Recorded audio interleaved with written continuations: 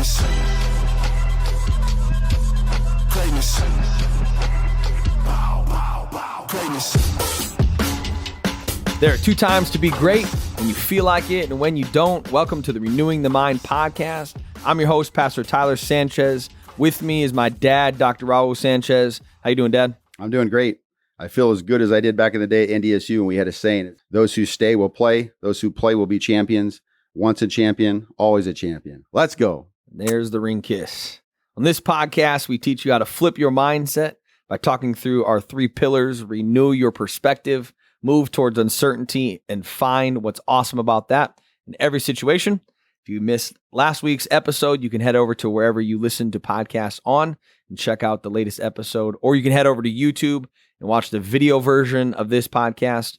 We started a series called Resilient Parenting, and we're just going through and answering tough questions that parents have, or that we've heard parents ask, or that we have ourselves. And last week we answered the question, how do I get my kids to listen? Yes. The most important piece I want you to focus about that is this. Modeling is the most important piece of parenting. Be aware of your default mode modeling. We model our parents first. So when I first started parenting you, I'm parenting how I got parented. And it took me a while to realize I can change that. That's just a default mode setting that takes time to move the needle. I've put some of those things into practice with Stella. One of the biggest things was like getting her attention and not just yelling from the other room. I know that seems pretty standard, but that really kind of changed my mindset, that I could have been saying it 7 or 8 times, but to her, she's never really heard it because she's in play mode or TV or whatever she's doing. So been making sure I, get her attention. Did you hear me clearly? That's 1, 2, and go through those steps. So great episode. Head over there. And today we're obviously continuing with resilient parenting. But before we do that, we got a segment we like to call a Whop Moment. What? What is an acronym that stands for what's awesome about that? And we just find situations that are maybe tough or something we don't want to necessarily go through, or we haven't asked to go through. And in those moments, we ask ourselves, what's awesome about that? Or it was initially a fail or a crash. Yeah. Yep. And there's this, you're just like pouting about the situation. And then you just have to flip your mindset and ask, is there something positive about this? Yep. What's awesome about what just failed? Sweet. I got the Whop Moment today. Obviously during COVID this whole time and during the coronavirus, youth group has looked way different. Yes. And then, unfortunately, this week we would currently be at church camp, and normally we bring 45 to 55 students, and really have probably one of the best weeks in regards to ministry and just pushing the needle forward in people's personal relationships with Jesus. And so it's been a tough time to know that this summer we're not going to be able to do our normal trips that we always do, especially church camp. Kids look forward to that all the time. Oh yeah. And as a youth pastor, it's something it's a momentum boost. So you get 55 kids on fire for Jesus, that there's residual effect when we come back. Then Correct. Our youth services feel different. Our student leadership, it grows. It's kind of like that catapult. Then we move forward and we stay there.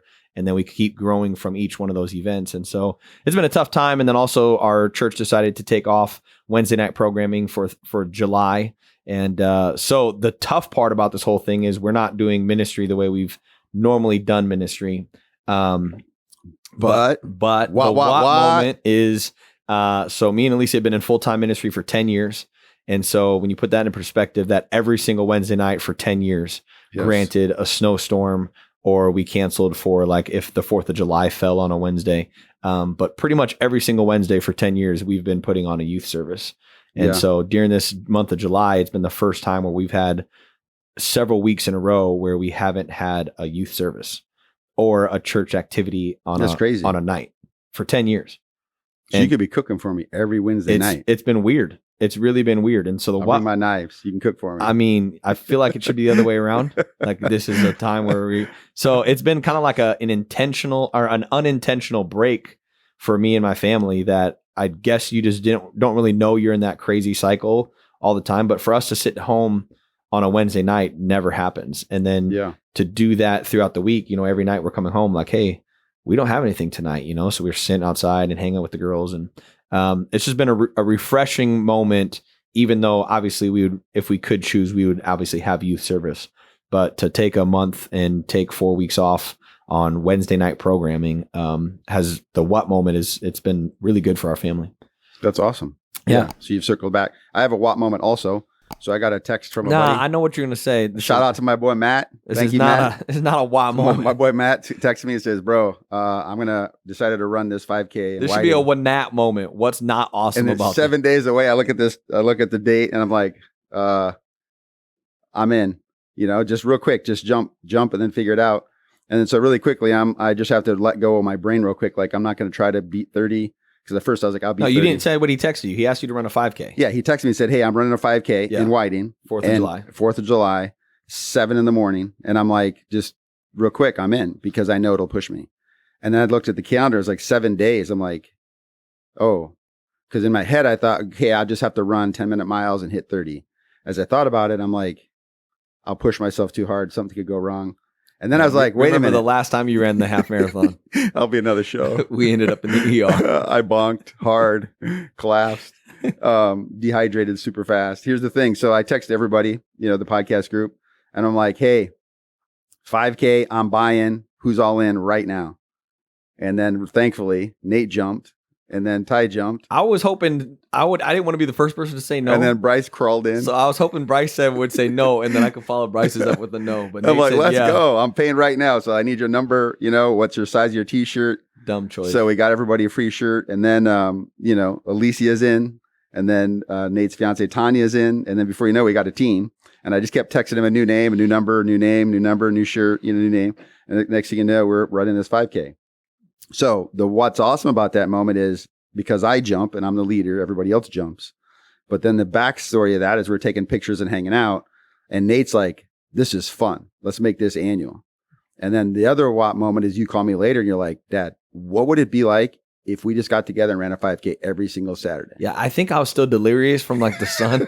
I don't know. Okay. Delirious? I take that back. Delirious or flooded your brain with norepinephrine, which is the I was like Bryce on a skill. bike. People could take meds. Or you can get hyper focused. Yes. And you're all just like, that. No, yeah, what would it be like if we run a 5K every single Saturday? So it definitely wasn't something that felt good, but I did see the working out side of that, and that in 42 minutes I had a killer workout. Yes. That we all did. We couldn't move the next couple of days, but it was so good. So I'm thinking, like, what if we did that once a week? You just ran a 5K. And it wasn't every day, my knees hurt, my ankles hurt, the balls of my feet hurt. It was the first time, I told Alicia, it was the first time I worked out, and a day or two later, I wasn't just normally sore, like my bones ached. Because old. You can't work out because of your program. Yeah. Right. But I felt old. Like, how people are like, oh, my joints. Like, that's what I woke up and I was like, yo, my ankle joint. Like, it was. Yeah. No. And one more thing, I'll give a shout out to Nate. Nate's been doing CrossFit, getting in his, well, what I was going to say the acronym you say. No. Okay, so he's getting ready for married life. Yeah.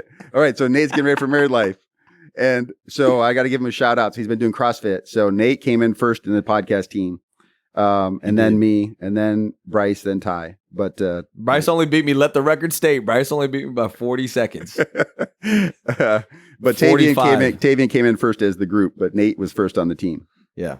Got a shout out to him. Good job, Nate. I'm coming for you, bro. Sweet. If you got a Whop moment, hit us up on the Facebook post or even on the YouTube comments and tell us your Whop moment. We'd like to be able to hear your guys' Whop moments and just find encouragement from everyone else. So today's content, resilient parenting, number 2. We're titling today 1-800-SCREENS OFF. We're talking about screen time for kids. So from the parent side of it, a couple questions we're going to ask is why should we care?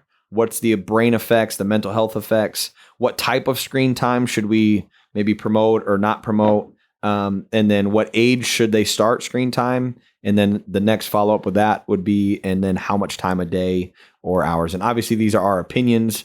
These are not 100% like... Yeah, and a lot of this information comes from data from APA, American Psychological Association, and then also the American Academy of Pediatrics. And every kid, I'm sure you're going to say, but every kid's different. And so this is not like a cookie cutter, take exactly what we say and implement it specifically to your kid every single. But these are suggestions moving forward, good principles to live by and stand by as parents for screen time. And we'll just say, like, if you're watching this podcast on our YouTube, that doesn't count against your hours at YouTube channel. Just kidding. It's like when you eat at church, these calories do not count. These minutes do not count for the RTM podcast. Perfect. Like, they're neutral. Yep. All right. So first question, why should we care?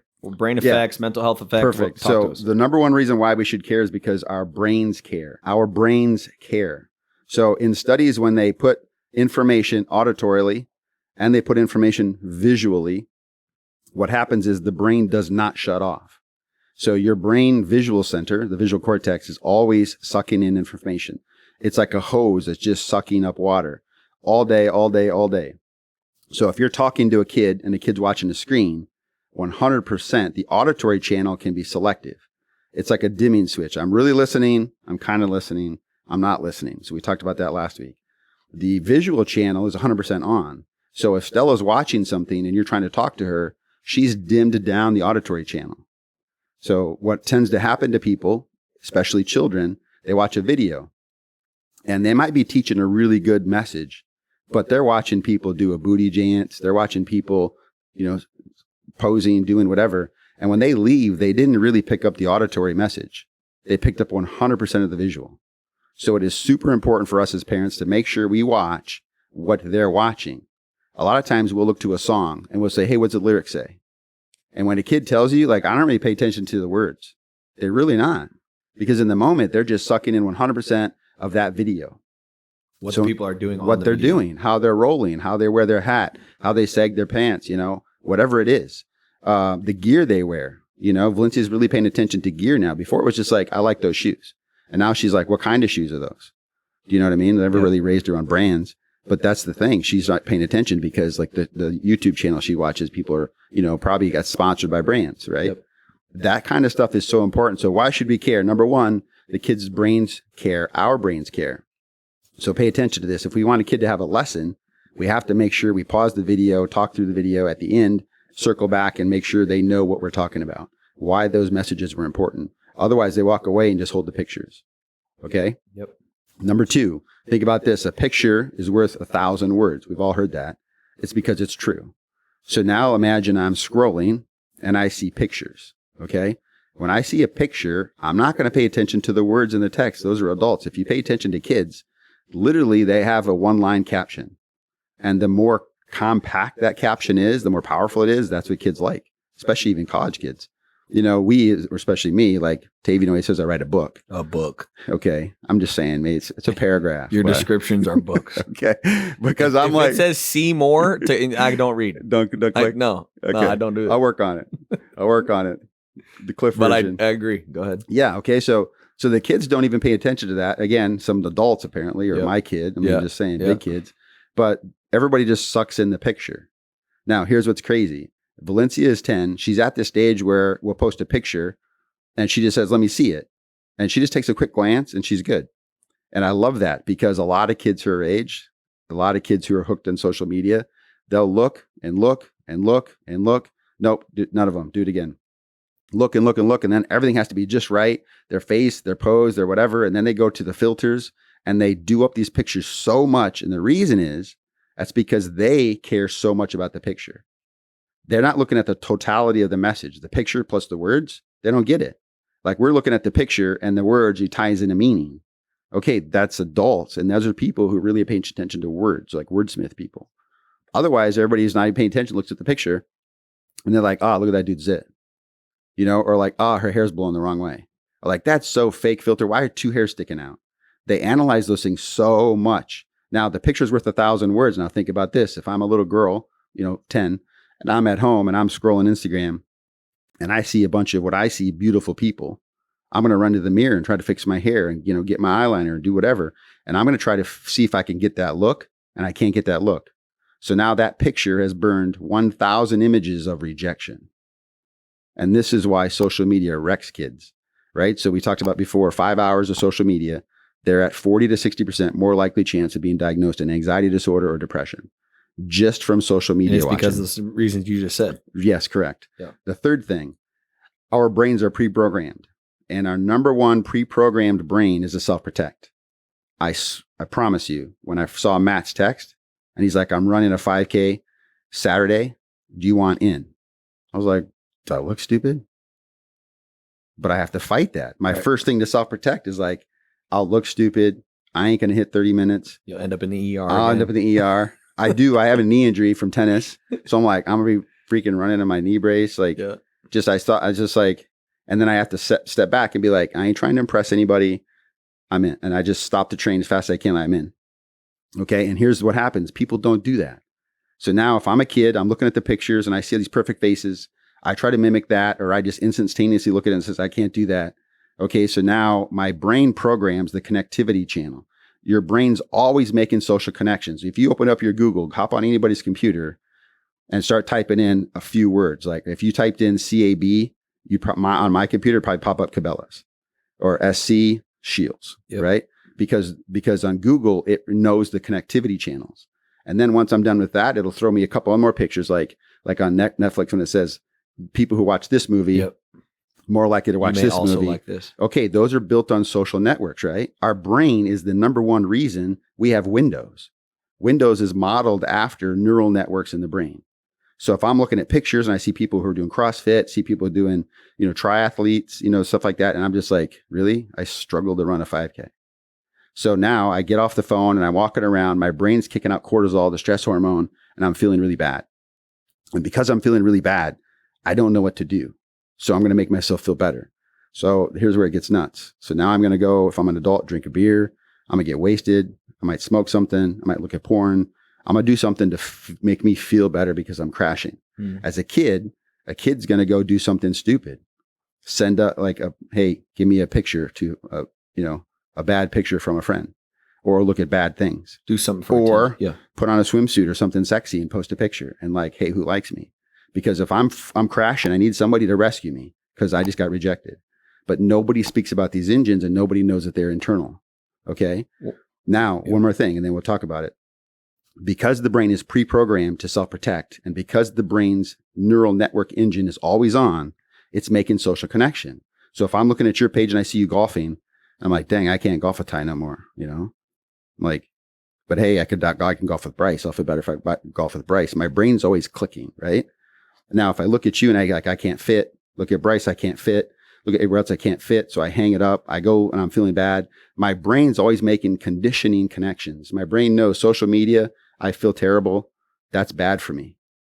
So now the next time I come back in, I open up my phone, I open up Instagram, and before I scroll, my brain's already saying, no, don't, be careful, watch out. So it kicks out cortisol. That's the stress hormone. So now before I even call anybody or before I even look, I turn my phone upside down and I go, I'm just going to get wrecked. People are just better than me. I just no good. I'm not good enough at anything. And so now I'm depressed and I'm anxious. And these are the people that I see who come in and be like, hey, something's different. She doesn't like soccer no more. She's not in dance anymore. She's kind of fallen off. Like, we don't know what's going on. 100%. This is probably it. At least we start there. Okay. Because now, before I could go through and sift, like, that's probably fake. That's a filter. Ty's not that good at golf. He probably took mulligans. He exaggerated his score. Yep. I could fight through it. But after being wounded several times, my brain actually works against me and tells me not to fight anymore because I'm just going to get wounded. Right? So now I'm in self-protection mode. So now I don't look at social media. Now I don't get out of my house. Now all I have is those negative maladaptive things that I used to use to make me feel good, but they're terrible for me. Do you understand? Yeah, this? but so how come so many people like social media if it in behind the scenes is doing that? Because why do we feel drawn to continue to scroll? Because that's the entire process of social connectivity. I need people. I need to connect. Even people who say, man, quarantine's been great for me. Like, I'm living my best life. I'm in my house. I don't need anybody. That's a lie. Then why are you on Netflix? Why are you watching shows? Why are you binging things? Why are you connecting with people socially? You need connection. It's just, you can control your connection, right? If I look at your page and I don't like you made me mad, you offended me, I can push you away.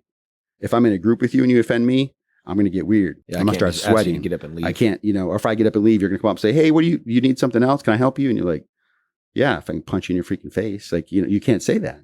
So I can control all the variables if I stay at home. It's self-protection. But people hide under that guise of like, I don't need people. Really? Then how come you have all these social accounts? So that depression and anxiety and cortisol being released in kids, they can't connect the dots to let them know that that's the reason why, and that stuff is fake. Most adults can't. So that's why it sends them down that path of... Correct. Okay. Right. And so here's the thing. What keeps people clicked in, even if they're getting wounded, is they post things. They try. They'll post a picture of their plant. They'll draw a picture of a horse and post it. And whatever they're getting likes, there's a little bit of life there. And this is why people are so wrecked over likes. So they'll write a song. They'll make a picture. They'll post a Lego thing that they built. And if it doesn't get so many likes in so many hours, they scrap it and delete it and try again. And they're constantly rebooting who they are. So if they keep rebooting who they are, and if I'm watching that dude as a friend, let's say we're both sixth graders, I'm going to start to go like, man, I don't even know who Ty is anymore. He used to skateboard. He talks about golf. He has a guitar, but he never plays. Like, I'm like looking at all this randomness and I'm like, I don't even know who this dude is. And the coin term for somebody like that is he's random. Like, hey, what do you think of Ty? Like, I don't know, man, that joker's random. You get it? Yeah.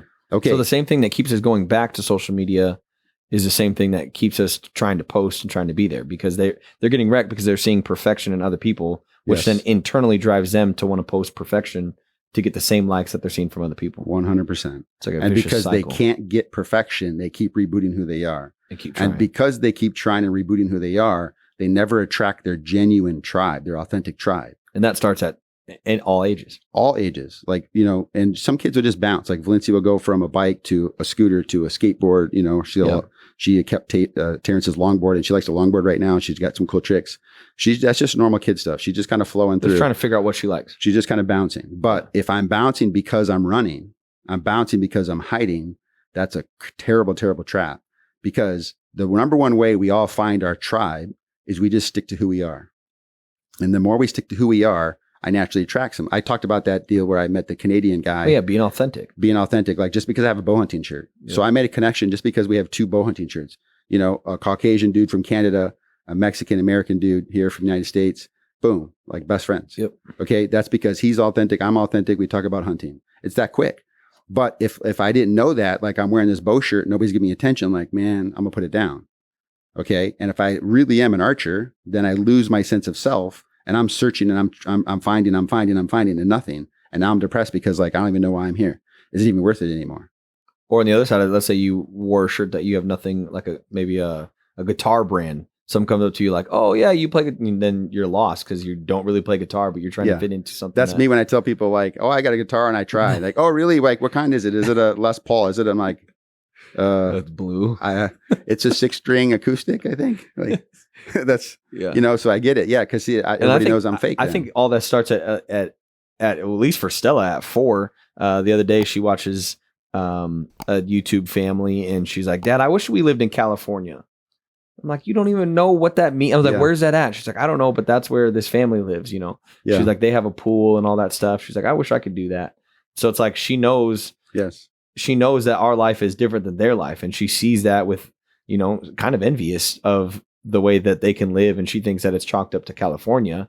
In reality, it's a fake put on life. So we went through the idea of, you know, they're putting on these shows and they're really doing this stuff to put content on YouTube, but she's not grasping all that. Yeah, correct. I mean, she's just saying that our life doesn't line up with their life. Yeah. That starts at 4. Correct. And Valencia's 10 and she's watching these YouTube families. We've kind of directed YouTube families, and they're a little bit better. They're more clean. They're just funny pranks, you know? Yep.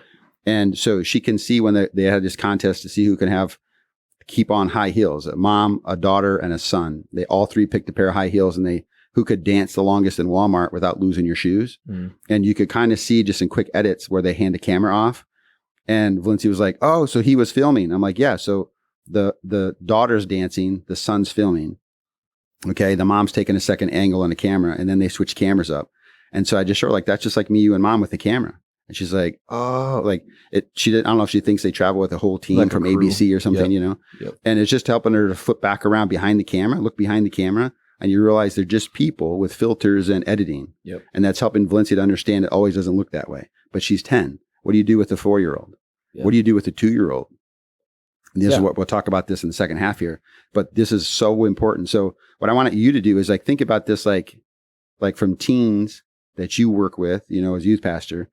What are some of the questions you hear parents ask you within these 3 steps of like, why should we care? Because the brain cares.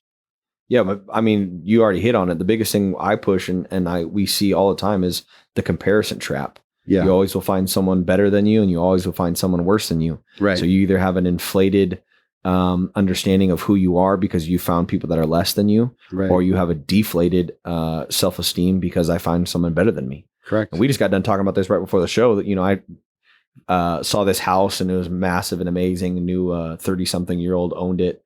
And then I look at my life and go, man, I'm 30-something and I don't own a house like that. Yeah. So immediately you have to fight, well, I'm in a different calling or that's not my purpose or that's not my goal. But immediately that sets in, Correct. When you see someone the same age as you in society's eyes, maybe more successful, or maybe they are more successful. Mm-hmm. And you immediately start having to fight that. Well, am I failing then? Am I not doing what I'm actually supposed to do? That's all ages, I think. Correct. Especially to a 13-year-old who can't navigate all that or doesn't have a team around them to say like, hey, but we're doing something different and that's not our purpose and God's got a plan and purpose for everyone. And it's not on you to do that or not to have that or to have this and have that. I mean, like an 8-year-old's not navigating all of that. Yeah. And up front, that kids naturally have that. Like if you went to Stella and went, Stella, I can juggle balls.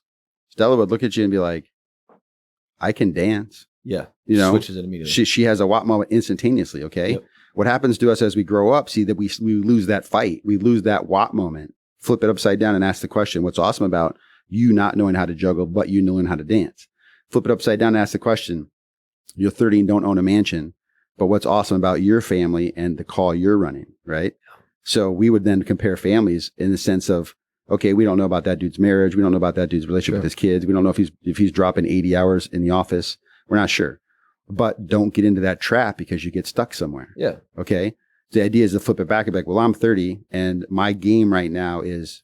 Yeah. Because anytime you do that and I go, okay, well, let's just say hypothetically their marriage is terrible or he's on his second marriage or then I just inflated myself to think that my family and the way I am as a husband or a father is better than that person. Right. Like there's no way to win there. There's no way to win. There's just the only thing you can do is say, man, congratulations. I'm so happy for that person. That's not my goal in my life. Yeah, because on the other side, if he's arguing with you, like, man, I heard Pastor Tyler's family is just on fire. They're dope. Like, he's got this podcast, whatever. He's a golfer.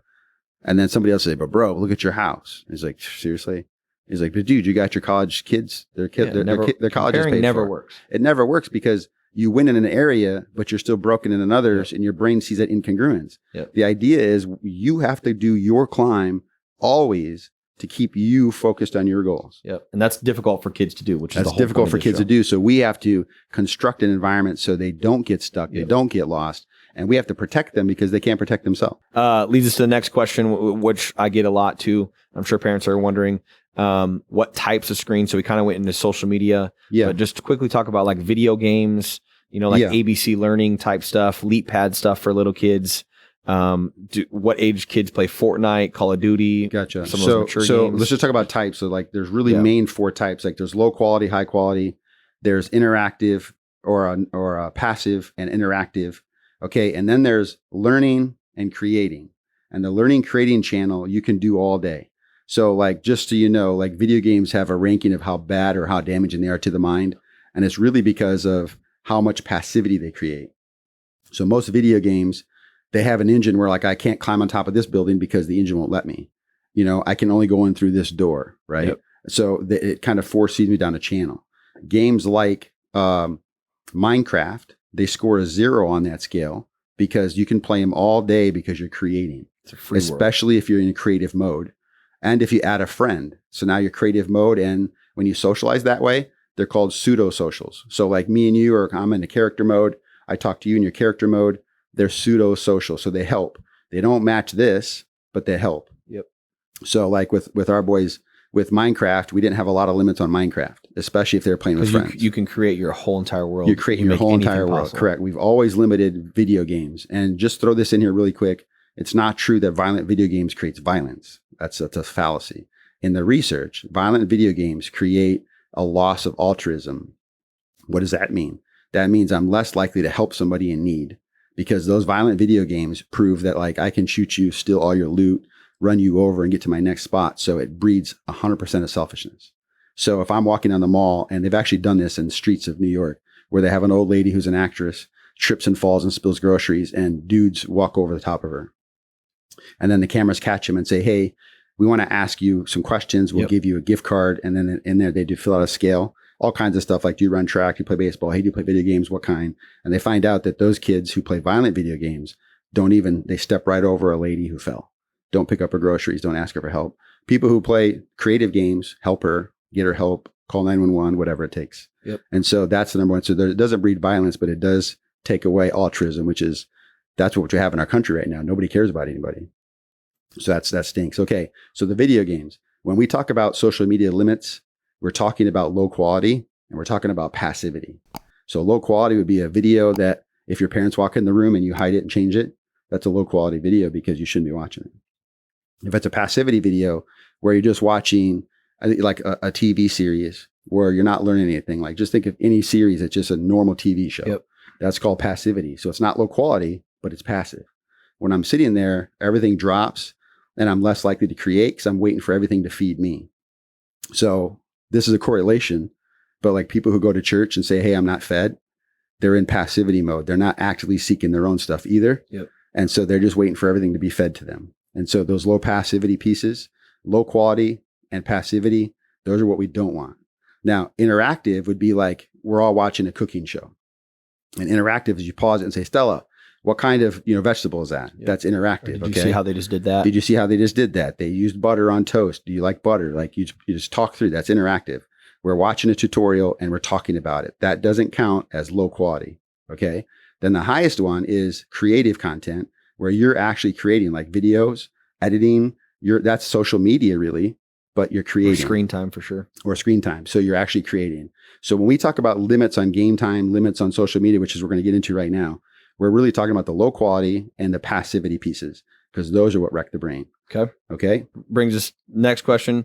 Time per day, per age. When should they start? Just kind of walk through that. At what age should they start? What age should they be super limited? Kind of relax the limitations. Yep. And then is there like a set per day allotted time that you would suggest per age right. Of the kids we have? Correct. And so again, these come from APA, American Psychological Association, and then the American Academy of Pediatrics. So those two big pieces, and you can Google them and find it. Yep. But 0 to 2, 0 screen time. 0. None. 0. Because what you do is you strengthen none. 0. None. You strengthen the visual cortex. And this is why with Valencia, we didn't have no screen time. Yeah. And I know it's difficult, right? So now when we say 0 screen time, again, we're talking passivity where you just put on Netflix or put on a show and you just let your kid just sit there. Like Spirit. And they sit there like, yeah. So from 2 to 5, they say 1 hour a day in passivity mode. So that would be 1 hour of Spirit a day. 2 to 5. Okay. 2 to 5. Okay. Now, if you back up, the research is catching back up to that now. So now 0 to 18 months, nothing, no screen time, except for FaceTime. Like when we do that with, and we've always done that with the girls. Video chat where you have faces. And the reason is it's socializing and it's mimicking and it's modeling. And we've always done this when the kids are young. We make faces and I've taught you how to do eyebrows because that's intonation of emotion. So we blink and we do all kinds of funny stuff. Like with Eliza, I act like I'm headbutting the camera and she just dies laughing. Yep. Right. We started that probably a year ago, just making funny faces. And now she wants to communicate. We don't even really talk. Like, hi, Eliza, you like it? And then she makes funny faces at me. Yeah. So now headbutt the camera, right? Okay, so all those kind of things, that's interactive. That doesn't count as screen time because, again, it's interactive, okay? So now 2 to 5, what if you're watching a Netflix show on cooking? That doesn't count because it's interactive. Okay, sweet. Stella loves that. The chef show. Correct. And even this, how about you watch the chef show, you get her, it'd have to be a real dull butter knife, like almost like one of those round butter knives you kind of like spread toast. Yep. And then you get her a couple things she can cut and give her a little apron. Well, we've been helping. She like watching the show, then she wants to cook every meal. So every meal she asks me to. Yes, that's interactive. The tough part is she watches these, like they made lava cake. Yeah. And she goes, Dad, do we have all those ingredients? And I was like, yeah. She's like, let's make it. I'm like, well, we're not going there. Like they were making beignets. Yes. And she was like, we can do that. I'm like, we can't do that. But I can make you a grilled cheese. No, but it's exciting because see, look, then we go back into last week's show with this modeling, right? Yep. She's watching a model that we approve of. Yep. She's mimicking the model we approve of. The show goes over. She's not like walking up and just like tackling Eliza or we talk about it. Like she's going in the kitchen. Wants to open her own restaurant when she gets older. Stella's gonna be my she's gonna be my taco truck girl. I hope so. She wants to call it Stella's Food or something. Yeah. She wants she said chicken, mac and cheese, and sugar. bro. Stilettos with Stella. Let's go. Can you imagine chicken, mac and cheese, and sugar? I was like, Yeah. what, just sugar in a bowl or what? She's Yeah. like, no sugary stuff. I'll I'm teach like, her how to okay. hide the sugar. She can hide it. She can hide it. So, but Yeah. she's learning on those. She's That's not correct. just sitting. That's- I mean, when she watches Spirit, she does that zoned out, like Yeah. a tongue to the side. I think I sent the family the picture Yes. the other day where they were both leaned over like this. Yeah. Because that. Okay. So then why they- is that? but- Yeah. So why people ask me this all the time? So why is that bad? Why is it low quality? And why do they kick it out if it's bad? Because people who make content, they don't study psychology. They're just Or they content are experts. studying psychology or and they're getting them to or lock in. things like Instagram. They Yeah. hired the team that broke Clash of Clans from 0 to hero, and that breaks all these video games. So Fortnite was a bust until they hired psychologist teams. So it's called IO psychology, industrial organizational, and they teach you how to make stuff so addictive that you can't let it go. And basically, when you get likes and you get dings and you get new skins and you get new this and everything's new, nothing gets old. Yep. Okay, so yeah, they come after our kids. So it's our job to protect them. Well, and at the core of video games, that starts at World of Warcraft.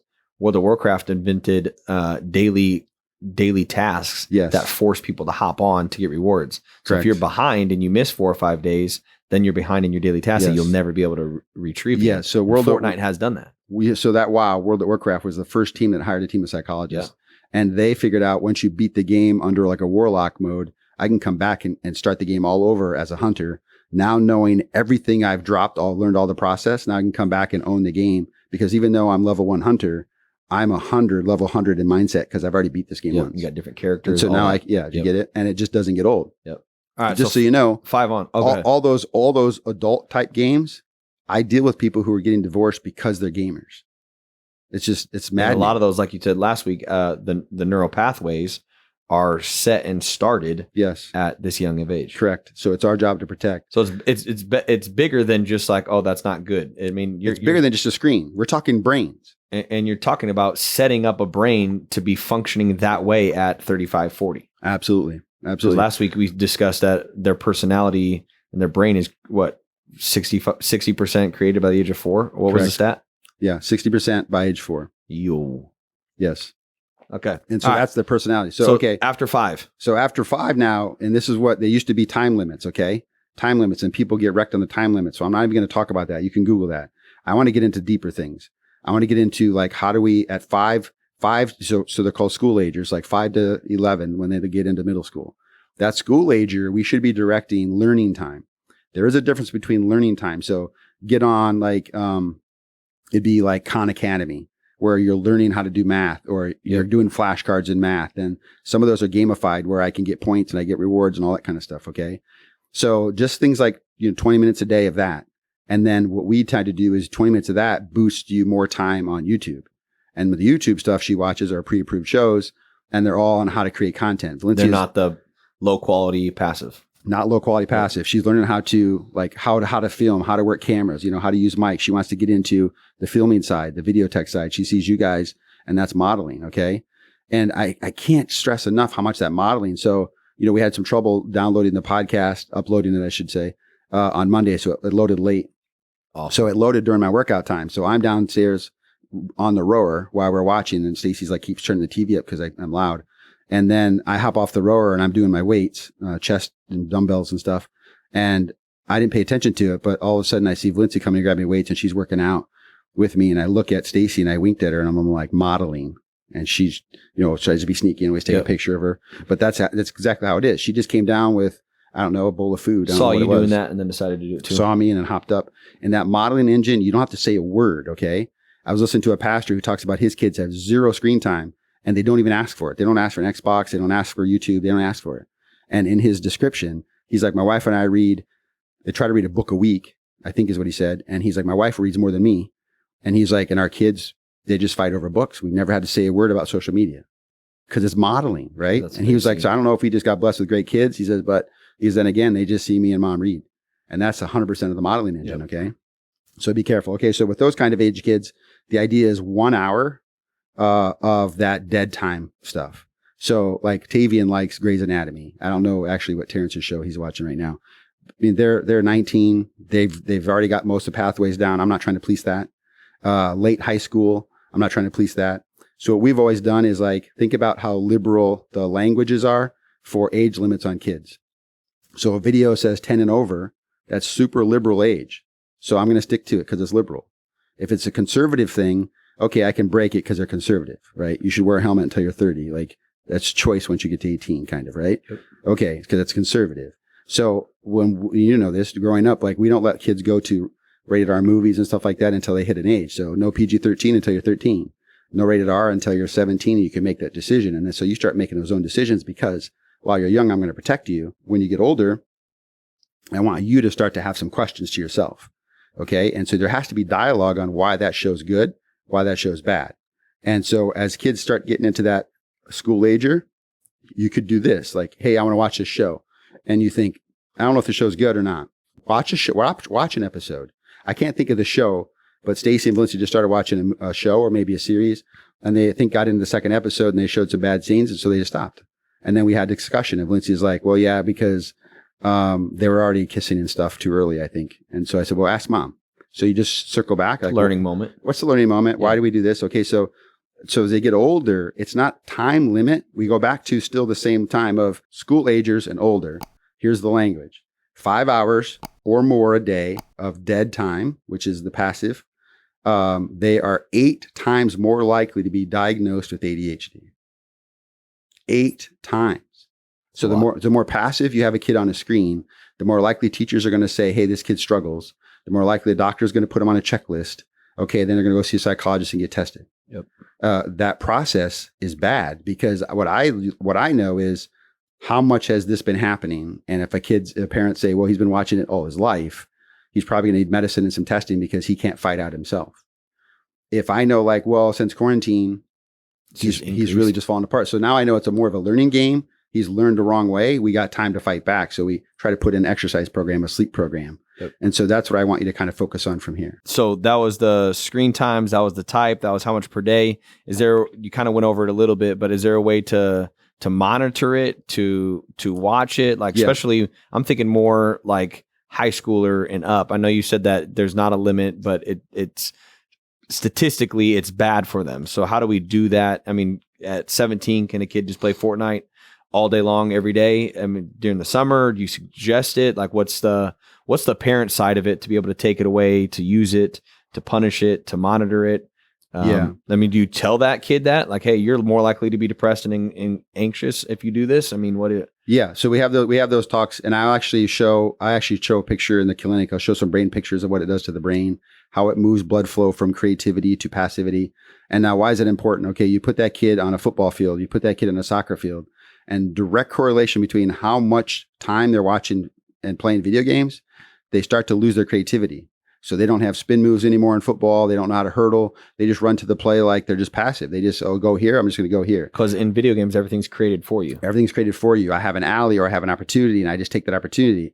In sports, like just because we call a play in basketball doesn't mean that lane for life's going to be open. You do have to recreate that. And that's why athletes are just athletes, because they can make moves, right? They just shift. And so we call that agility. Now, here's the crazy thing. The people who play video games and passively watch TV, they lose their mental agility. They have less ability to create because things are being created for them all the time. Does that make sense? Or it's non-thought of and scrolling on just social media. You're not thinking. Right. So when I talk to most people who are, let's say 16 and older, I'll say, what's the number one reason you play video games? They'll say, my friends. I'll say, got it. I get it. I like it. What's the second reason you play video games? Well, like if my friends aren't on, honestly, like I don't know. It's kind of mindless. Like I don't really think about anything. I guess I unwind. So just play that for a minute. When I'm sitting playing a video game, if it takes mental energy and if it takes a lot of creative juice, how come I can just check out? Right. You can. You can, because you are not learning anything. You're not learning. You can't create there. Right. Now people say, well, I can create when I build. Okay. Yes. But is that creative, or is that just, you just learned how to do that? Right. Okay. Now I say this, like, look, I totally get it. I have to check out every day, because if I don't, I can't go back the next day in my clinic and have all this energy to pour into people. Right. And they go, oh, so what do you do? And I was like, I ride my bike. I lift weights. I go on runs. And, when the boys are here, whatever, I'll hop on video games a little bit, but I can't do it, because when I start to think about things a little bit and then I just shut it off and go do what I need to do. Right. But I'll play, like if Tave's on or if you're on, I like the socialization side of that. Plus, I like to know what's going on so I can have conversation. You just see a kid's face when I can drop something like I know what's happening. They're like, they look at their parents and smile. Yep. You know, just because I'm trying to stay relevant. You know, is this making sense? Yeah. Okay. So now there's apps where you can control things. There's apps where you can shut it off. But here's the number one thing I teach parents to do. If this kid's 30 and he's killing work and he's doing really good and his marriage is okay and his kids are in bed, he can play a video game, right? So I tell him like, look, you're not gonna be able to police that when he's in college. So if your kid's 19 and a freshman in college, what would you want your son or daughter to do? And they'll say, well, just get good grades. Like, you know, have their part-time job solidified, like make sure they study. Okay, let's assume check. Your kid is killing it. What do you want him to do now? Like, I don't know. So video games, right? Social media, right? And they're like, yeah. So we drop that plan down into high school and say, okay, let's agree on grades. If your grades are this level, your homework, your chores, all these things are check. You get how much free time without asking, without begging, without negotiating. And they come up with a number. Let's say, I don't know, 10 hours a week. Okay, so try to stay at 10 hours a week, but make sure you're leveled there.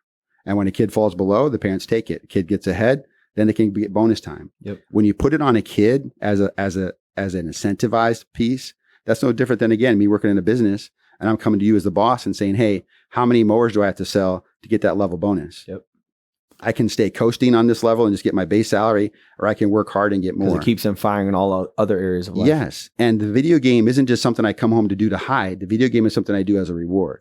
Yep. So now it's no different than me going to play tennis or me going to hunt. There's not a high reward on other screen time stuff like just social media. No. And that just produces a lot of, that's that passive low quality that you're talking about. Right. And here's what I tell parents all the time. If you have a choice between your kids spending 5 hours on social media or 5 hours on a video game, pick the video game all day, because at least they're socializing, at least they're getting hand-eye coordination skills, and at least they're learning how to problem solve. So there are some wins. There's some Whop moments in the middle of that. There's very less Watts inside social media. Like it. Got it? Sweet. Well, would you leave us with our manage our mentals moment, as Marshawn Lynch said? Go take care of y'all mentals. Go take care of y'all mentals. You got an action step or a takeaway, one thing we can do moving forward with this knowledge that you just placed on us? Yeah. So the manage your mentals moment is, don't treat screen time as screen time. Think of it as brain time. When they're doing screen time, they're unplugging the brain. So they can't do that very long without suffocating. So manage the mentals moment is treat screen time like brain time, because that's a difference between a kid who's learning how to create, build content, and level up through modeling. And that's a difference between a kid who just sits here and is just wastes away, right? Our pillars are renew, move, find, and we got to keep our kids moving. Got it. Before we leave you, as you continue with your morning, afternoon, or evening, we just remind you there's 2 times to be great: when you feel like it and when you don't. Tune in next week. We go through Resilient Parenting Part 3, and we're going to be talking about another question a lot of parents have is, how do I get a good bedtime routine? How do I get my kid to stay in bed, fall asleep faster? Just the whole struggle. I know that's one of the biggest struggles we have and a lot of our friends have as young kids. It's like bedtime sometimes is 30 minutes and sometimes it's 2.5 hours. So talking about some principles you can apply to the bedtime routine for kids, all ages. Yeah, correct. Because like this ties in completely, because like the number one recommended issue right now, and I'll build on it more, is 2 hours before kids go to bed, they should have 0 screens. Yep. 2 hours. Just saying, we can't do that. We're too busy. We get home, you can't even watch the news. You can't. Yep. So we try to go to an hour. So an hour before bed, no screens, because then the blue light starts to die down in the eyes.